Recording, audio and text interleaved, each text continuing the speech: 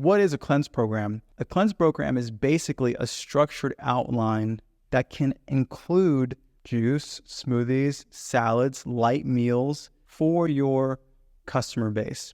A lot of times people think that cleanses just include juice, and that is a form of cleansing. But really the reality is, for anyone whose diet may not be optimal, anytime they reduce the toxic foods in their diet and strictly stick to a clean eating or liquid diet, their body is going to begin the detoxification process. And so a lot of times what we like to do is structure these cleanses in phases. You also want to be aware that it's probably not ideal for you to create and develop a whole nother menu of product offerings just to service these cleanses. And so ideally you want to have at least 80 to 90% of the stuff inside of your cleanse be comprised of things that you already have on your menu. Should your juice bar sell cleanses?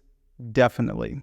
If this isn't something that you're doing, then I highly recommend that you explore doing this. If you don't have a cleanse program set up, we've got a team of chefs. We can help you structure a cleanse program for your business.